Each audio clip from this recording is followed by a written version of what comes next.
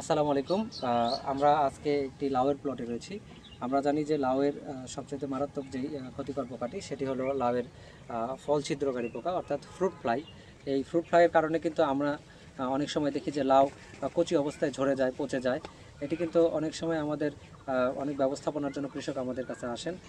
তার যদি সমাধান আমরা চিন্তা করি তাহলে একটি জৈবিক ব্যবস্থাপনা যেটি অর্থাৎ জৈব ব্যবস্থাপনার আলোকে আমরা কিন্তু ফেরোমন ফাঁদ ব্যবহারের জন্য তাদেরকে পরামর্শ দিতে পারি। ফেরোমন ফাঁদ কিন্তু এখানে খুবই কার্যকরী।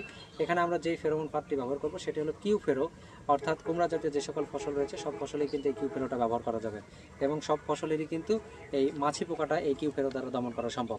আমরা এখানে আমাদের এই প্লটে একটি কিউ ফেরো স্থাপন করেছি।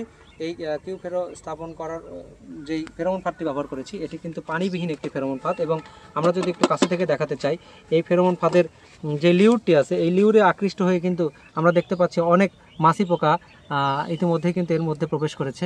এই পোকাগুলো কিন্তু এই ছিদ্রপথে প্রবেশ করেছে, পরবর্তীতে আর বের হতে পারবে না এবং একটা সময় যে নিচে কিছু দেখতে পাচ্ছি মারা গিয়েছে। এভাবে কিন্তু মারা গিয়ে পুরুষ পোকাটা এখানে মেরে ফেলা হবে। এর মাধ্যমে কিন্তু বংশবিস্তার নিয়ন্ত্রণ করা হবে এবং বংশবিস্তার যদি নিয়ন্ত্রণ করা যায় তাহলে কিন্তু এই পোকার আক্রমণটা যখন আমাদের লাউয়ের ফুল আসবে, ফল আসবে, সেই সময় কিন্তু এই পোকার আক্রমণে ফুল ফল নষ্ট হওয়ার সম্ভাবনাটা কম থাকবে।